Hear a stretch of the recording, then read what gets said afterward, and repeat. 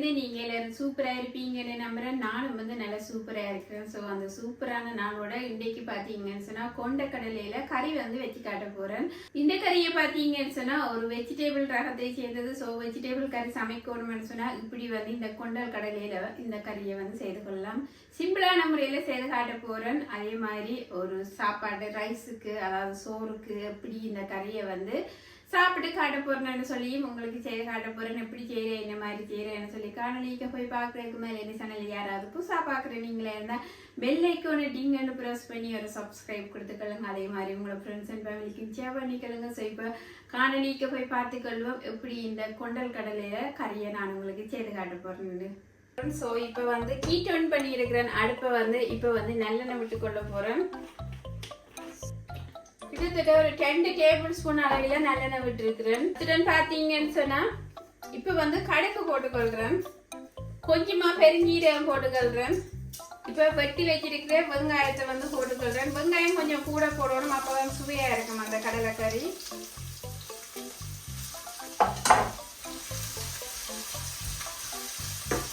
இப்போ வந்து வெங்காயம் நல்லா வந்து அதாவது கோல்டன் ப்ரௌனா வந்து பொரிஞ்சு வர வேணும். அப்போதான் நான் அந்த கடலைக்கறி நல்ல சுவையாக இருக்கும். ஸோ இப்போ அடுப்பை வந்து மீடியம் ஹீட்டில் வச்சு வெங்காயத்தை இப்படி வந்து வதக்க வச்சிருக்கிறேன்.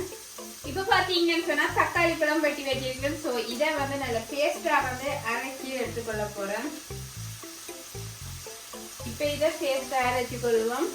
வெங்காயம் வந்து நல்ல ஒரு ப்ரௌன் கலராக வந்து வதங்கி வந்துட்டு உங்களுக்கு பார்க்கவே தெரியுது. ஸோ இந்த வெங்காயத்துடன் வந்து பச்சை மிளகாய் வந்து போட்டுக்கொள்கிறேன். ஒரு 3-4 பச்சை மிளகாய் வெட்டி வச்சிருக்கிறேன், அதையும் போட்டுக்கொள்கிறேன். கொஞ்சமாக வந்து உள்ளி போட்டுக்கொள்கிறேன். ஸோ உள்ளியும் போட்டு இப்படி வந்து வதக்கி கொள்ளணும். இப்போ பார்த்தீங்கன்னு சொன்னால் அரைச்சி வச்சிருக்கிற தக்காளி பழம் பேஸ்ட்டு வந்து பார்த்தீங்கன்னு சொன்னால் நல்ல ஒரு கலராக இருக்குது. நல்ல ஒரு பிங்க் ஆயும் ரெட் ஆயும் இருக்குது. ஸோ அதையும் எடுத்து போட்டுக்கொள்கிறேன். ஸோ தக்காளி பழத்தையும் வந்து இதோட போட்டு இப்படி வந்து வதங்க விட்டுக்கொள்கிறேன். தக்காளி வெங்காயம் நல்லா வதங்கிட்டுது. கறி பவுடர் வச்சிருக்கிறேன், கரம் மசாலா பவுடர் வச்சிருக்கிறேன், மிளகு பவுடர் வச்சிருக்கிறேன். இது வந்து மஞ்சள் தூள் இருக்கு, சிவப்பு மிளகாய் தூள், இது ஸ்ரீலங்கன் கறி பவுடர் இல்ல தனி மிளகாய் தூள். இது பாத்தீங்கன்னு சொன்னா நச்சீரக பவுடர் இருக்கு. ஸோ இவ்வளவு பவுடரையும் வந்து இதுக்குள்ள போட்டுக்கொள்றேன். இப்படி மிக்ஸ் பண்ணிக்கொள்றேன். கண்டிப்பா வந்து எல்லா ஸ்பைசியலும் சேரேக்கதான் கறிகள் எப்பவும் நல்ல ஒரு சுவையா இருக்கும். ஸோ அதனாலதான் நான் இவ்வளவு பவுடரையும் உங்களுக்கு சேர்த்திருக்கிறேன். இப்ப பாத்தீங்கன்னு சொன்னா கடலையை வந்து அவிய வச்சிருக்கிறேன். ஸோ இந்த அவிஞ்ச கடலையை இதுக்குள்ள போட்டுக்கொள்கிறேன். அதாவது ஒரு இவ்வளவு கடலை நான் எடுத்து வச்சிருக்கிறேன். மீதி கடலையை வந்து போட்டுக்கொள்கிறேன்.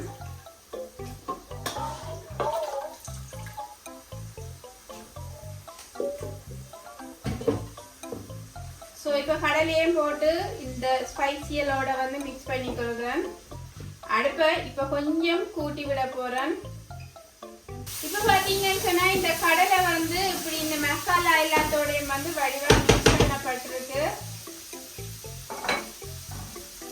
இப்ப இந்த கடலை கறிக்கு தேவையான உப்பு வந்து போட்டுக்கொள்றேன். இது வந்து கொஞ்சம் பிளாக் அதாவது கருப்பு கலரா இருக்கிற உப்பு. ஸோ நீங்க என்ன விதமான உப்பு போட்டுக்கொள்ளலாம். இப்ப பாத்தீங்கன்னு சொன்னா ஒரு 50 மில்லி அளவுல தண்ணி விட்டுக்கொள்றேன். இப்போ வடிவா வந்து மிக்ஸ் பண்ணிக்கொள்ளணும். அதாவது கோகோனட் மில்க் பவுடர் வந்து போட்டுக்கொள்றேன் இதுக்கு. ஸோ கிட்டத்தட்ட 2 டேபிள் ஸ்பூன் அளவில் போட்டுக்கொள்றேன். ஸோ அதை வந்து இதுக்குள்ள நான் போட்டிருக்கிறேன். நல்ல ஒரு சுவையா இருக்கும் கடலை கறிக்கு. நீங்க இப்படி சமைக்கும் பொழுது தேங்காய் பாலும் விட்டு சமைக்கலாம், ஆனா இது போட்டு சமைச்சா இன்னும் நல்ல செமையா இருக்கும் இந்த கடலைக்கறி. இப்ப வந்து மீதியா எடுத்து வச்சிருக்கிற இந்த கடலையை வந்து இப்படி அமர்த்தி மசிச்சு கொள்ள போறேன். மசிச்சு போட்டு பாத்தீங்கன்னு சொன்னா இந்த கறி வந்து நல்லா கடிச்சு நல்ல இதா வரும். அத்துடன் அந்த மசாலாக்களும் சேரேக்க நல்லா இருக்கும். இப்போ ஓரளவுக்கு மசிச்சிருக்கிறேன். ஸோ அதையும் இப்போ ஆட் பண்ணிக்கொள்றேன். தண்ணி காணாட்டி நீங்க விட்டுக்கொள்ளலாம். கிட்டத்தட்ட ஒரு 50 மில்லி விட்டுருக்கிறேன்.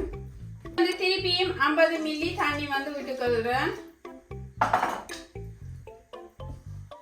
இப்ப மூடி ஒரு 5 நிமிடம் அவிச்சு கொள்ள போறோம். கடலை ஆல்ரெடி அவிஞ்சிட்டுது. ஸோ இந்த ஸ்பைசியலோட சேர்ந்து அவிகிறதான் இது இந்த வேலைப்பாடு. ஸோ அதுக்காக 5 மினிட்ஸ் வந்து அவிச்சு கொள்ள போறேன்.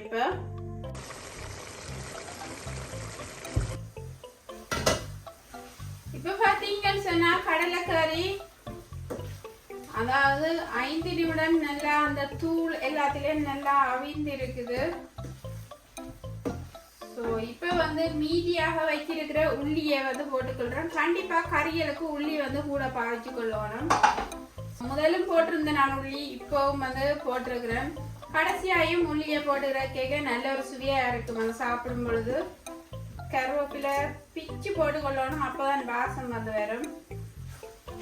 உள்ளியை போட்டு ஒரு 2-3 நிமிடங்கள் அவிய விட்டு கொள்றேன் கறியை. பிறகு இப்ப பாத்தீங்கன்னு சொன்னா கொத்தமல்லி வெட்டி வச்சிருக்கிறேன். ஸோ வந்து இந்த கொத்தமல்லி இலை அதாவது மல்லி இலை வந்து மல்லி இலையை இப்படி மேலுக்கு போட்டுக்கொள்றேன். மல்லி இலை நல்ல ஒரு சுவையை கொடுக்கும் கறிக்கு.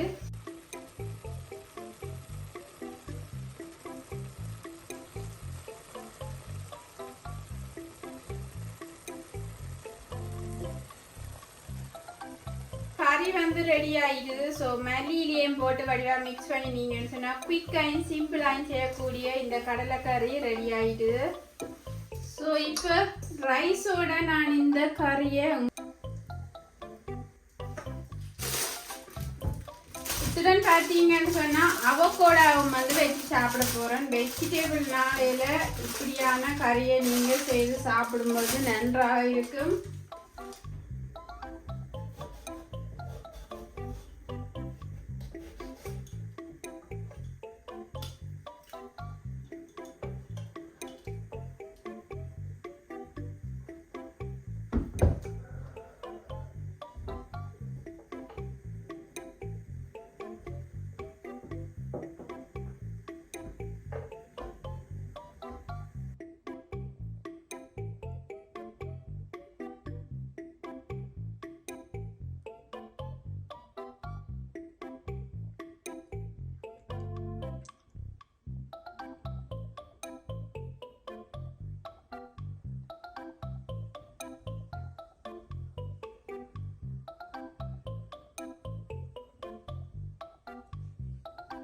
நல்ல ஒரு சுவையாக இருக்கக்கூடிய கடலைக்கறி செய்து காட்டி இருக்கிறேன். அதுக்கு வந்து டெக்கரேஷன் கொடுத்திருக்கிறேன் நல்ல வடிவாக.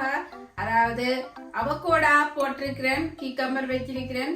ஸோ நாங்கள் எப்படி எங்களுக்கு டெக்கரேஷன் போடுவோமோ அப்படி வந்து சாப்பாடுக்கும் வந்து நிறைய டெக்கரேஷன் இருக்கு. ஸோ வந்து தனியாக சமைக்க ஒண்ணுன்னு சொல்லி இல்லை, அதுகளை பச்சையாகவும் வந்து டெக்கரேட் பண்ணி சாப்பிட்டுக்கிடலாம். இந்த கடலைக்கறி பார்த்தீங்கன்னு சொன்னா இந்த சோறு அதாவது ரைஸுக்கு சாப்பிடும் பொழுது மிக மிக சுவையாக இருக்குது. ஸோ அதே மாதிரி வெஜிடபிள் நாட்கள்ல இப்படி வந்து சமைச்சு சாப்பிட்டுக்கொள்ளலாம். மிகவும் சூப்பராக இருக்கக்கூடிய சாப்பாடு. ஸோ நீங்களும் வீட்டில் இப்படி செய்து பார்த்து அந்த நாளை என்ஜாய் பண்ணிக்கொள்ளுங்க. அதே மாதிரி பெல் ஐக்கானை டிங்ன்னு ப்ரெஸ் பண்ணி ஒரு சப்ஸ்கிரைப் பண்ணி கொடுத்துக்கொள்ளுங்க. அதே மாதிரி உங்களோட ஃப்ரெண்ட்ஸ் அண்ட் ஃபேமிலிக்கு மறந்து அமைச்சா பண்ணிக்கொள்ளுங்க. ஸோ இன்னும் ஒரு சூப்பரான ரெசிபியோட நான் உங்களை சந்திக்கிறேன். நன்றி, வணக்கம், பாய்.